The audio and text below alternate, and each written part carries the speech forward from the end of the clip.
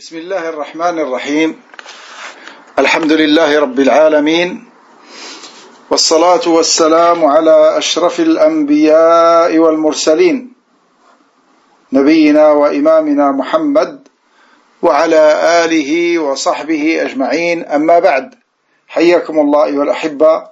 Je suis très heureux d'être parmi vous aujourd'hui le samedi, le 5 du mois Sha'ban de l'année 1446 de l'Hégire, correspondant au 24 janvier 2026. Nous nous retrouvons par la grâce d'Allah subhanahu wa ta'ala. Est-ce que vous m'entendez? Si vous entendez sur la radio, si quelqu'un peut envoyer un message comme quoi on entend, et aussi sur Telegram. Barakallahu fikum. Donc, nous remercions Allah subhanahu wa ta'ala de nous avoir donné cette possibilité de se retrouver afin de lire ce livre de Cheikh Al-Fawzan, qu'Allah lui fasse, qu'Allah prolonge sa vie dans son obéissance et qu'Allah le préserve. Ce livre que l'auteur rahimahullah a écrit pour les femmes croyantes, comme nous l'avons vu dans le premier cours de cette série. Donc nous avons parlé d'une manière détaillée de la place qu'occupait la femme dans les sociétés, que ce soit avant l'islam et aussi en Europe jusqu'à arriver à notre époque.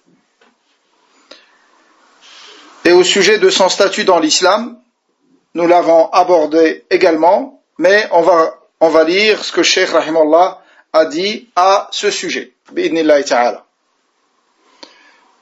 Amma par rapport à quelle page? C'est Makanatul Mar'ati fil Islam. Donc je vais commencer par lire à partir de ce point dans l'édition que nous avons propagée, c'est la page 10, le deuxième point, le statut de la femme en islam, la place de la femme en islam. Donc Cheikh Hafidahullah dit فلما جاء الإسلام رفع هذه المظالم عن المرأة رفع هذه المظالم عن المرأة. Donc après avoir abordé la condition de la femme avant l'islam, quand avec l'avènement de la religion de l'islam et avec l'envoi du prophète Mohammed sallallahu alayhi wa sallam, Allah subhanahu wa ta'ala a permis que ces injustices soient levées, que subissait la femme. Toute société, toute époque confondue, à l'exception de l'époque et la société dans laquelle on suivait la révélation. Sinon, c'est la loi du plus fort. Donc, Allah subhanahu wa ta'ala, avec l'avènement de la religion de l'islam, il a permis que ces injustices qui étaient subies par la femme soient levées et il lui a redonné son statut et sa place qu'elle méritait dans l'humanité. Allah azza wa jalla dit à ce sujet: Ya ayyuhan nasu inna khalaqnakum min dhakarin wa untha. Dans le sens approximatif, ô homme, nous vous avons créé d'un mâle et d'une femelle. Et cette expression Ya ayyuhan nas, ça signifie rentre dedans les hommes et les femmes. C'est pour ça qu'Allah azza wa jalla dit nous avons créé d'un mâle et d'une femelle. Et ainsi, Allah subhanahu wa ta'ala a mentionné la femme et qu'elle était comme l'homme et égale à l'homme dans l'humanité. Et ça, c'est important de le mentionner, car dans certaines sociétés et dans certaines civilisations, en Occident et aussi en Orient, il se posait la question sur l'aspect humain de la femme. Est-ce que la femme est un être humain ou pas? Donc Allah subhanahu wa ta'ala, il lui a donné ce statut d'office. De la même manière que la femme Et comme l'homme dans la récompense et dans la punition, qui sont relatives à leurs œuvres. Allah Azza wa Jalla a dit à ce sujet-là: Man amila salihan min dhakarin aw untha wa huwa mu'minun falanuhyiyannahu hayatan tayyibah wa lanajziyannahum ajrahum bi ahsani ma kanu ya'malun. Allah subhanahu wa ta'ala dit dans le sens approximatif: quiconque, mâle ou femelle, fait une bonne œuvre tout en étant croyant, c'est-à-dire tout en ayant la bonne croyance, la croyance authentique, nous lui ferons vivre une bonne vie, une vie remplie de joie et de bonheur, et nous les récompensons, certes, en fonction des meilleures de leurs actions. Donc ils seront rétribués tous les deux selon ce qu'ils auront fait durant leur vie, hommes comme femmes. Donc de ce point de vue, il n'y a pas de distinction entre les hommes et les femmes. Allah Azza wa Jalla dit également dans l'autre verset: لِيُعَذِّبَ اللَّهُ الْمُنَافِقِينَ وَالْمُنَافِقَاتِ وَالْمُشْرِكِينَ وَالْمُشْرِكَاتِ, afin qu'Allah châtie les hypocrites, hommes et femmes, et les associateurs et les associatrices, c'est-à-dire hommes et femmes également. Donc que ce soit pour la récompense ou pour la punition, l'homme est comme la femme. Et وحرم سبحانه اعتبار المرأة من جملة موروثات الزوج الميت. Et Allah subhanahu wa ta'ala a interdit que la femme fasse partie de l'héritage de l'époux après son décès, qu'elle fasse partie de son héritage, comme c'était le cas dans la période anté-islamique. Allah Azza wa Jalla dit: Ya ayyuhalladhina amanu la yahillu lakum an tarithu an-nisaa karha. Et donc Allah subhanahu wa ta'ala a dit: Ya ayyuhalladhina amanu, ô vous qui avez cru, il ne vous est pas licite d'hériter des femmes contre leur gré. Et comme on a vu avant l'islam, quand l'époux décédait, c'était son fils aîné, s'il avait un fils d'une autre femme, qui héritait de l'épouse de son père. Il pouvait l'épouser, il pouvait la marier, il pouvait la garder sans mariage.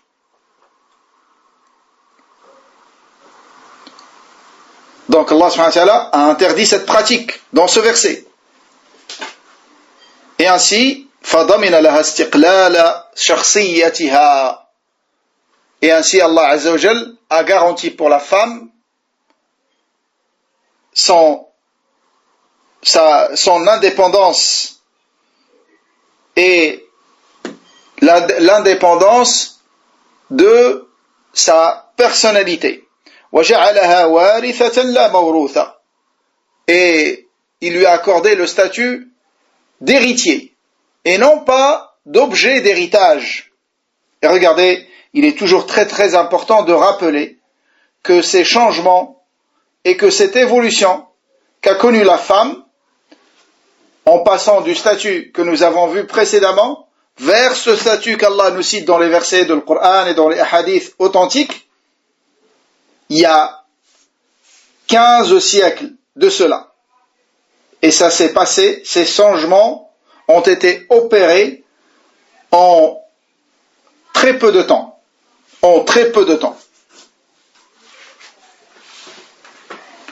وَجَعَلَ لِلْمَرْأَةِ حَقًّا فِي الْمِيرَاثِ مِنْ مَالِ قَرِيبِهَا. Et ainsi, Allah Azza wa Jal a accordé à la femme une part dans l'héritage des membres de sa famille après leur décès. Allah Azza wa Jalla dit: لِلرِّجَالِ نَصِيبٌ مِمَّا تَرَكَ الْوَالِدَانِ وَالْأَقْرَبُونَ وَلِلنِّسَاءِ نَصِيبٌ مِمَّا تَرَكَ الْوَالِدَانِ وَالْأَقْرَبُونَ مِمَّا قَلَّ مِنْهُ أَوْ كَثُرَ نَصِيبًا مَفْرُوضًا. Donc dans ce verset dans Surat An-Nisa, dans lequel Allah Azza wa Jalla nous montre le droit à l'héritage, il a dit لِلرِّجَالِ. Donc aux hommes revient une part de ce qu'ont laissé le père et la mère, ainsi que les proches. Et aux femmes également une part de ce qu'ont laissé le père et la mère, ainsi que les proches, que ce soit peu ou beaucoup. Une part fixe, c'est-à-dire c'est une part qui a été déterminée par Allah subhanahu wa ta'ala lui-même directement. Ça, c'est la part dans l'héritage. Donc la femme, elle a une part dans l'héritage.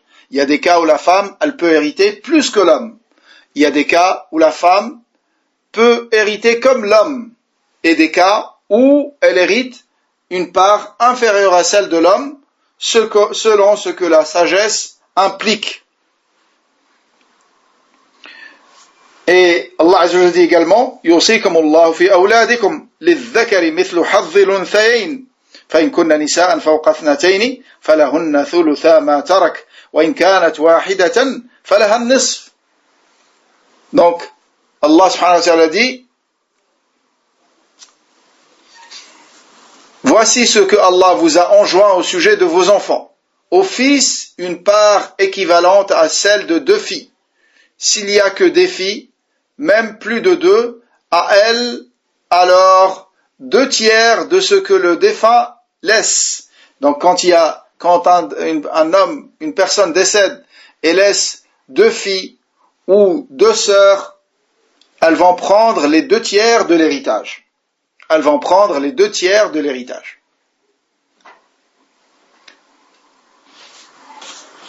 إلى آخر ما جاء في توريث المرأة أما وبنتا وأختا وزوجا.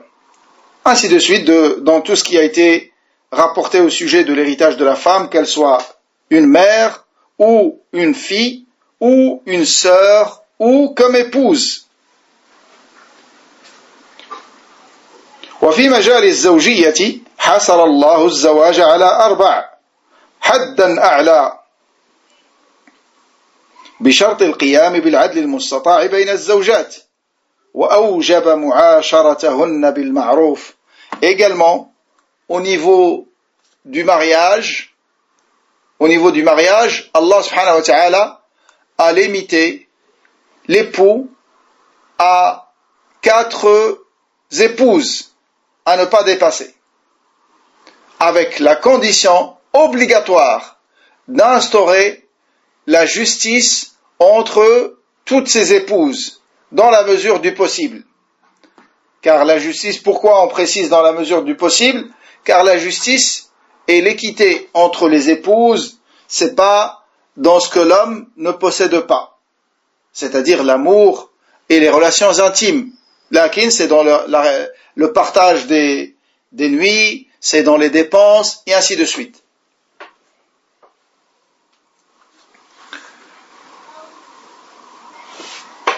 وأوجب معاشرتهن بالمعروف. Et Allah subhanahu wa ta'ala a rendu obligatoire de vivre avec l'épouse convenablement. Il a dit: وعاشروهن بالمعروف. Et comportez-vous convenablement envers elles. وعاشروهن بالمعروف. Comportez-vous convenablement envers elles. Ce verset, il a regroupé, il a résumé comment le mari doit être avec son épouse. Al-mu'ashara bil-ma'ruf. Ça englobe toutes les règles de bienséance, l'acquittement de toutes les obligations, le respect, et ainsi de suite. Tout rentre dans ce verset. وَجَعَلَ الصَّدَاقَ حَقًّا لَهَا وَأَمَرَ بِإِعْطَائِهَا إِيَّاهُ كَامِلًا إِلَّا مَا سَمَحَتْ بِهِ عَنْ طِيبِ نَفْسٍ. Également, parmi les droits qu'Allah subhanahu wa ta'ala a octroyés à l'épouse dans le cadre du mariage, c'est son droit à la dot. Son droit à la dot. Et il a ordonné à l'époux d'acquitter la totalité de la dot qui a été convenue. Sauf ce que l'épouse, sur quoi elle pardonne. Si elle pardonne une partie et elle donne de son plein gré une partie de sa dot à son mari, à ce moment-là, c'est autorisé. Sinon, le mari doit l'acquitter dans son intégralité. Et ça reste une dette de laquelle il doit s'acquitter. Allah Azza wa Jalla dit وَآتُوا النِّسَاءَ صَدُقَاتِهِنَّ نِحْلَةً فَإِنْ طِبْنَ لَكُمْ عَنْ شَيْءٍ مِّنْهُ نَفْسًا فَكُلُوهُ هَنِيئًا مَرِيئًا.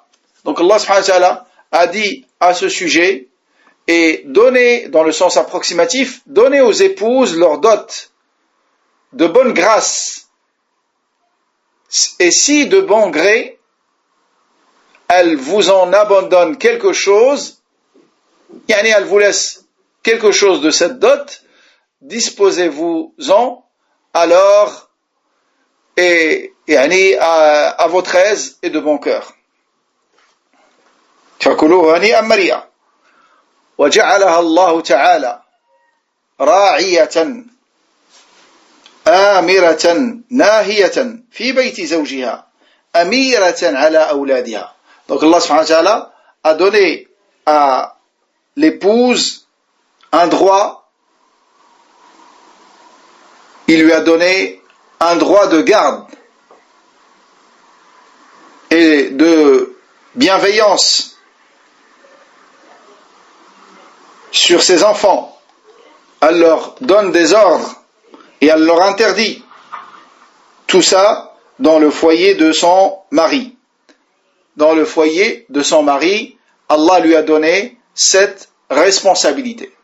Il lui a donné cette responsabilité d'ordonner et d'interdire dans la maison de son mari. Le prophète a dit, à ce sujet, il a dit Al-mar'atu ra'iyatun fi bayti zawjiha wa mas'ulatun 'an ra'iyatiha. Il a dit la femme garde la maison de son mari et elle est responsable de ce qu'elle garde. Et elle est responsable de ce qu'elle garde.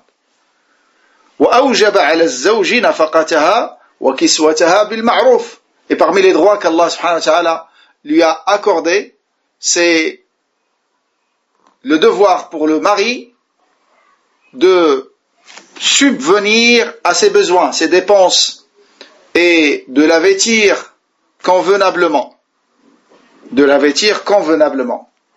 Yani, selon ses besoins habituels et selon la capacité de son mari.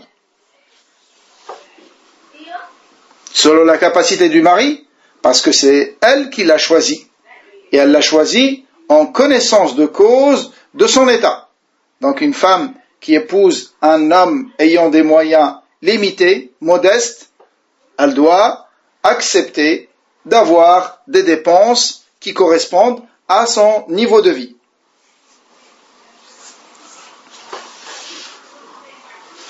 Ensuite, Cheikh Rahimahullah a parlé d'un troisième point très important. Il a dit ma yuriduhu a'da'ul islam, ce que les ennemis de l'islam, wa afrakhuhum, ce que les ennemis de l'islam aujourd'hui, ce qu'ils veulent pour la femme. يعني من سلب المرأة كرامتها وانتزاع حقوقها. Ils veulent ôter à la femme sa dignité et la priver de ses droits. Et la priver de ses droits. Donc c'est ce que les ennemis de l'islam, ainsi que leurs suiveurs, c'est ce qu'ils veulent pour la femme. Ils veulent la priver de sa dignité et de ses droits qu'Allah subhanahu wa ta'ala lui a accordés. Il a dit إن أعداء الإسلام بل أعداء الإنسانية اليوم من الكفار والمنافقين والذين في قلوبهم مرض غاضهم ما نالته المرأة المسلمة من كرامة وعزة وصيانة في الإسلام. Et ça c'est un point très important. Il dit, rahimahullah, il dit que les ennemis de l'islam à notre époque, mais aussi les ennemis de l'humanité, c'est pas seulement les ennemis de l'islam, les athées, parmi les athées et autres, ces gens-là, c'est pas seulement des ennemis de l'islam, mais c'est des ennemis de l'humanité tout entière. Parmi les mécréants, les hypocrites, et ceux dont les cœurs sont malades, man fi qulubihim marad, il a dit غاضهم ما نالته المرأة من كرامة. Donc ils sont contre et ils sont mécontents au sujet du statut que la femme a obtenu et l'honneur que la femme a obtenu dans l'islam. Et cette protection qu'Allah subhanahu wa ta'ala lui a accordée, et cette fierté, et cette dignité dont elle jouit dans la religion de l'islam.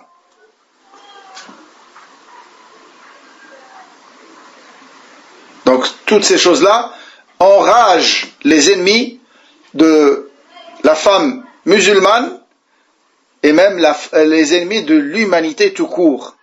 Il a dit لأن أعداء الإسلام من الكفار والمنافقين يريدون أن تكون المرأة أداة تدمير, car les ennemis de l'islam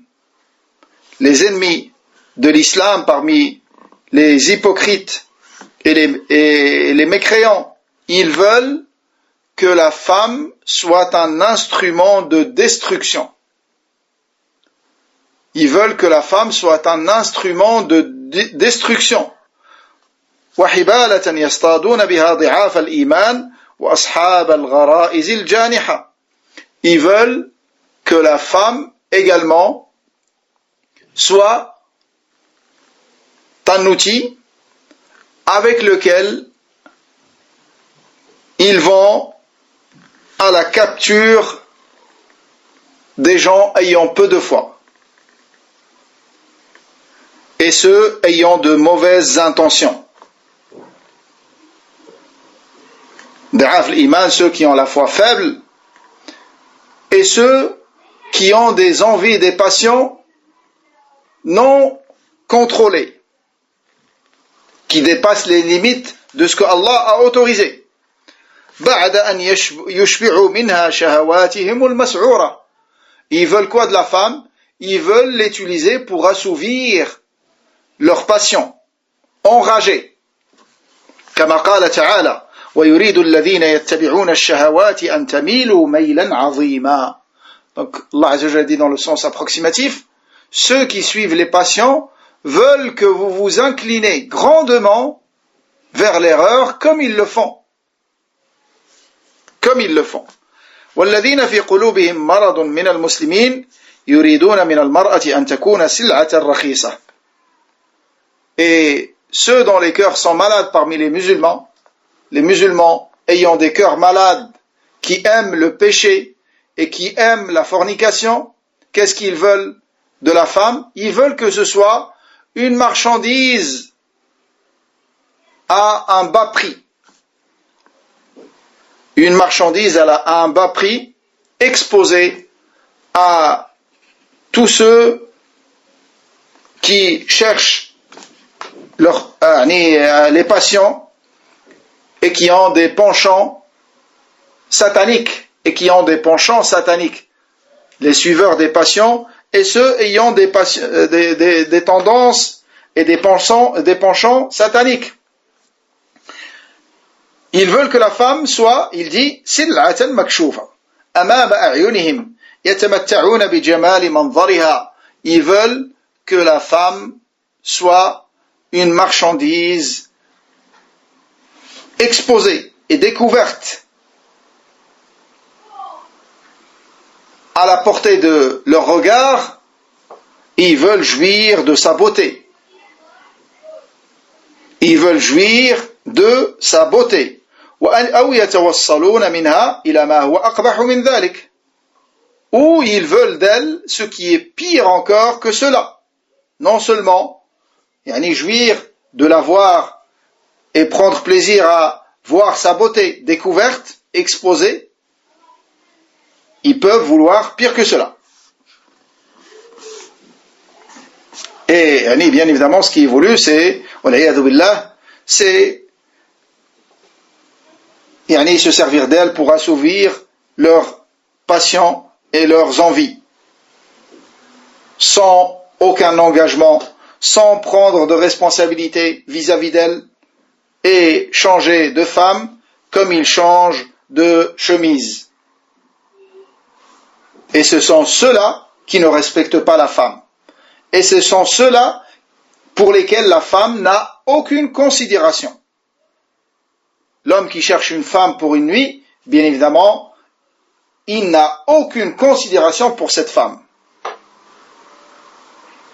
Contrairement à l'homme qui s'engage avec elle à vie et qui l'épouse et qui ramène les témoins et les membres de la famille, il donne une dot, il fait les efforts de l'épouser. C'est celui-là l'homme qui respecte la femme et qui l'estime à sa juste valeur. Donc il a dit وَلِذَلِكَ حَرِصُوا عَلَى أَن تَخْرُجَ مِنْ بَيْتِهَا. C'est pour ça ils étaient très attachés à ce que la femme quitte son foyer. لِتُشَارِكَ الرِّجَالَ فِي أَعْمَالِهِمْ جَنْبًا إِلَى جَنْبٍ, afin qu'elle participe avec les hommes dans leurs tâches l'un à côté de l'autre. Ils veulent que les femmes soient avec elles, soient avec eux partout où qu'ils soient, dans leurs entreprises, pendant qu'ils exercent leur métier. أو لتخدم الرجال ممرضة في المستشفى, ou qu'elle soit au service des hommes comme infirmière dans les hôpitaux. أو مضيفة في الطائرة, ou comme une hôtesse de l'air. أو دارسة أو مدرسة في فصول الدراسة المختلطة. Ils veulent d'elle que ce soit une enseignante, une institutrice dans des écoles de mixité. أو ممثلة في المسرح, ou comme ils disent, comme une actrice sur les théâtres, ou comme une chanteuse, ou comme une présentatrice d'émissions télé, découverte, où on voit sa beauté. واتخذت المجلات الخليعة من صورة الفتيات الفاتنات العاريات وسيلة لترويج مجلاتهم وتسويقها. Et aussi, Cheikh ici, il souligne un point important. Ce qu'on a fait croire à la femme occidentale contemporaine, que c'est une émancipation, et que la femme a gagné en statut, et qu'elle a eu la place qui lui convient, en réalité, ils ne font que la traiter comme un objet. Et c'est ce que Cheikh ici, il souligne.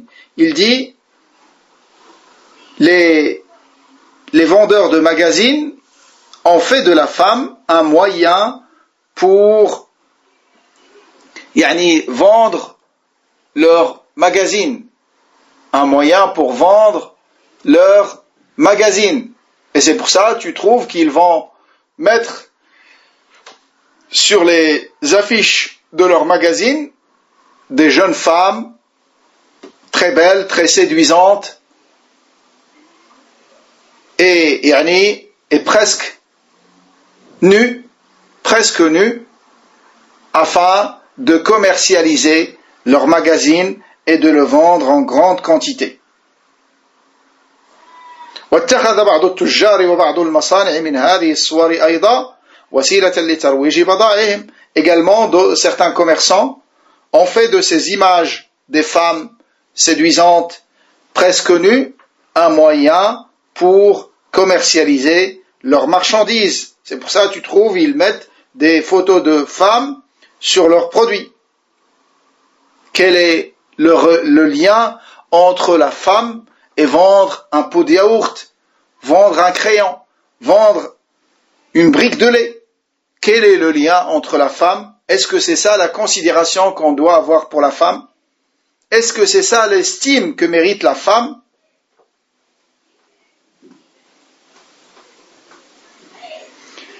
وبسبب هذه الإجراءات الخاطئة تخلت المرأة عن وظيفتها الحقيقية في البيت. Et à cause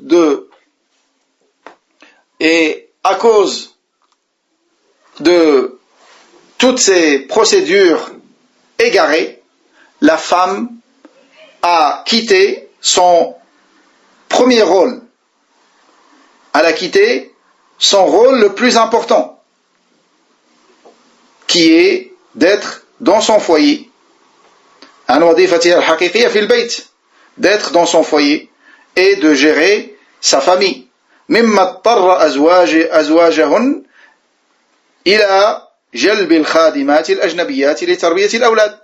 Et c'est ce qui a conduit les époux à ramener dans leur maison des femmes de ménage étrangères pour s'occuper de l'éducation de leurs enfants, pour s'occuper de l'éducation de leurs enfants. Et ceux qui connaissent ce qui se passe, pourquoi Cheikh mentionne ce point? Il y en a certains peuvent se poser la question.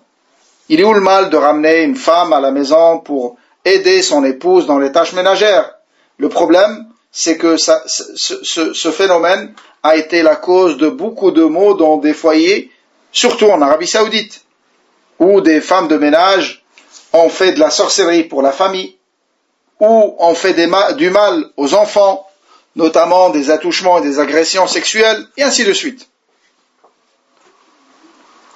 Donc la femme a abandonné ce rôle, il a été confié à des gens qui ne l'ont pas respecté et qui ne l'ont pas accompli comme il se doit. مما سبب كثيرا من الفتن وجلب عظيما من الشرور. Et ces femmes de ménage dans les foyers, ça a été la cause de beaucoup de tentations et la cause d'un mal immense, d'un grand mal. Également, c'était une tentation pour les garçons dans la famille. Quand ils ramenaient des femmes de ménage, il pouvait y avoir des choses haram entre eux, dans le foyer. Le jeune homme, il voit la femme chez lui. Wal'iyadu billah. Ensuite, Cheikh a fait un rappel. Là, celui qui écoute ce discours, il peut se dire que ce n'est pas autorisé pour la femme de quitter son foyer et d'aller travailler. Ce n'est pas autorisé pour la femme de quitter son foyer et d'aller travailler. Cheikh, il veut attirer l'attention sur l'importance du rôle de la femme dans son foyer et envers les membres de sa famille. Et que ça, c'est une obligation pour elle, et c'est parmi les missions les plus nobles et les plus méritoires pour la femme. Lakin, le fait qu'elle sorte dehors pour travailler, Cheikh il dit إننا لا نمانع من عمل المرأة خارج بيتها إذا كانت بالضوابط الآتية. Donc il dit nous ne nous opposons pas au travail de la femme en dehors de chez elle si ce travail s'effectue dans les règles qui seront mentionnées. Et il a cité 4 règles qui doivent être respectées pour que le travail de la femme soit autorisé en islam. Donc l'islam n'interdit pas le travail de la femme. L'islam incite la femme à se tenir à son foyer et à être une mère et à s'occuper de son mari et de ses enfants. Et il a rendu obligatoire pour son mari de subvenir à tous ses besoins afin qu'elle n'ait pas besoin de travailler. Car si elle travaille, même dans les meilleures conditions, où il n'y a pas d'interdit, où il n'y a pas de mixité, forcément, il va y avoir une certaine négligence de son foyer et de sa famille. Et elle n'aura pas le temps qu'il faut pour s'occuper pleinement de l'éducation de ses enfants, surtout quand elle a des enfants. C'est presque impossible. Lakin, quand ces règles-là sont respectées, alors à ce moment-là, le travail de la femme est autorisé. La première règle, il a dit أن تحتاج إلى هذا العمل أو يحتاج المجتمع إليه بحيث لا يوجد من يقوم به من الرجال. Donc le premier point, c'est que la femme ait besoin de ce travail, ou que la société ait besoin de ce travail de la femme, et qu'il n'y a pas d'hommes pour effectuer ce travail, notamment des métiers où il est nécessaire d'avoir des femmes, comme la femme enseignante, l'institutrice, la femme infirmière pour soigner les femmes, la femme médecin pour soigner les femmes, et ainsi de suite. Il y a des métiers où il est nécessaire d'avoir des femmes. Donc ça, c'est le premier point. Ou, même si ce n'est pas un métier dont on a besoin forcément d'une femme, la femme elle-même, dans son cas particulier, a besoin de travailler. Comme des femmes qui divorcent et qui n'ont personne pour subvenir à leurs besoins, ni aux besoins de leurs enfants, dont les maris sont décédés. Car quand le mari est vivant, c'est lui qui doit dépenser sur ses enfants. Obligatoirement, même après le divorce. Et leur mettre à leur disposition tout ce qu'il leur faut. Lakin, après le décès du mari, les femmes peuvent être dans ce genre de situation. Et c'est à leur mérite.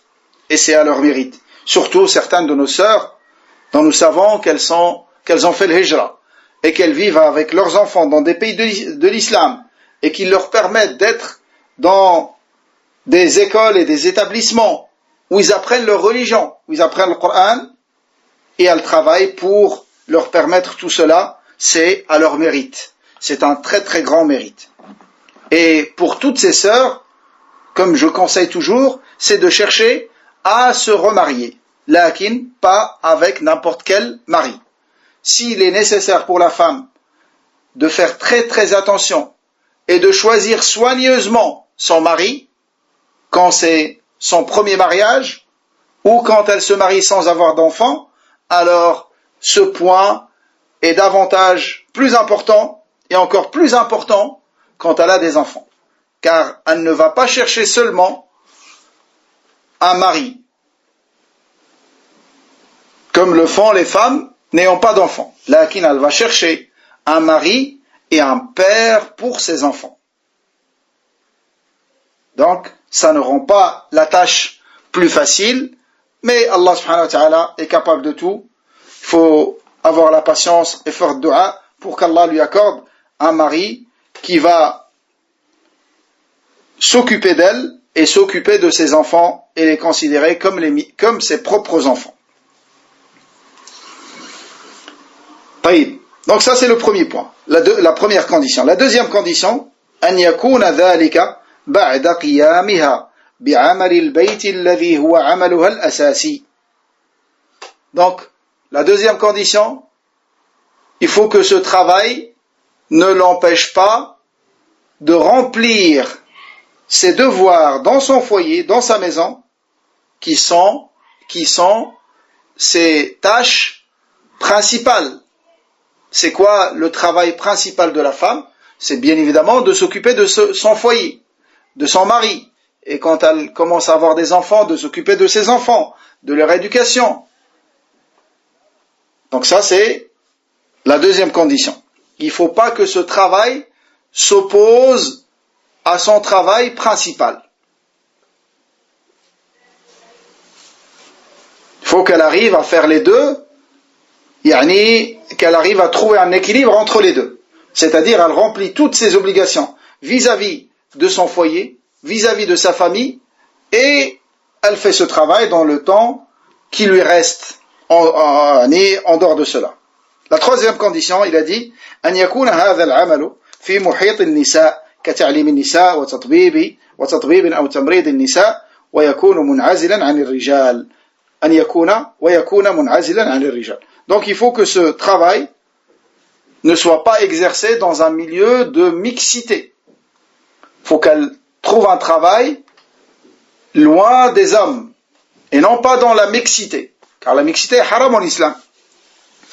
Et il a cité des exemples comme l'enseignement des femmes, une enseignante, une institutrice, hafidat al-Qur'an, également dans le métier de médecin ou d'infirmière ou de sage-femme,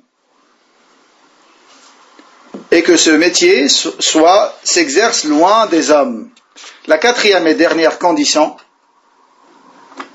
كذلك لا مانع بل يجب على المرأة أن تتعلم أمور دينها ولا مانع أن تتعلم من أمور دينها ما تحتاج إليه ويكون التعليم في محيط النساء. Également, il n'y a aucun mal à ce que la femme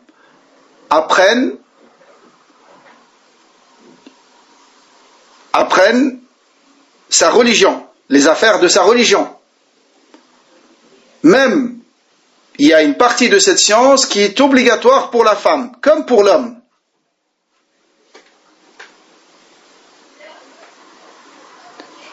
Donc, elle apprend elle-même en premier, surtout ce qui est obligatoire pour toutes les femmes.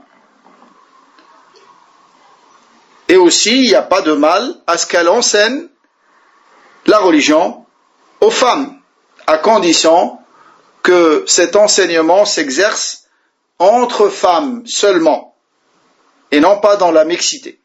Il n'y a pas de mal non plus à ce qu'elle assiste aux cours dans les mosquées et autres. Dans les mosquées et autres. وتكون متسترة ومنعزلة عن الرجال, et qu'elle soit couverte correctement et à l'écart des hommes. على ضوء ما كانت النساء في صدر الإسلام يعملن ويتعلمن ويحضرن إلى المساجد, à la lumière de ce que les femmes faisaient au début de l'islam. Elles apprenaient leur religion et elles assistaient aux cours dans les mosquées. Elles apprenaient et elles enseignaient. Et elles assistaient aux cours dans les mosquées. Et nous allons voir, Inch'Allah, dans les détails qui vont suivre, que même ça peut être obligatoire pour l'homme de laisser sa femme assister à des cours dans la mosquée, quand elle le demande. Il n'a pas le droit de lui interdire cela, sauf si elle manque à ses obligations dans son foyer. Et si elle n'a pas la capacité de se rendre à des cours ou assister à des conférences où elle apprend sa religion dans les mosquées ou autres, alors il faut que l'homme fasse le nécessaire pour enseigner à son épouse. Il faut qu'il apprenne pour lui enseigner et l'aider. Donc, Inch'Allah ta'ala, nous allons nous arrêter aujourd'hui sur ce passage et nous allons commencer, bi'idnillah, dans notre prochaine rencontre, le deuxième chapitre de ce livre, dans lequel l'auteur, rahimahullah, a cité des règles qui sont liées à l'ornement de la femme. À l'ornement de la femme. Et bi'idnillahi ta'ala, au fur et à mesure, j'essaierai de donner des conseils que j'espère qu'ils seront profitables pour avoir une vie de couple calme et stable, dans l'amour et dans l'entraide entre le mari et l'épouse. Surtout pour ceux qui se conforment à la voie de Salaf, et qui acceptent les enseignements et les directives de Coran et de la Sunna. C'est ce que nous allons voir au fur et à mesure, Inch'Allah ta'ala. Voilà, nous allons nous arrêter ici. Barakallahu fikum, wa jazakumullahu khairan. Subhanakallahumma wa bihamdik. نشهد أن لا إله إلا أنت نستغفرك ونتوب إليك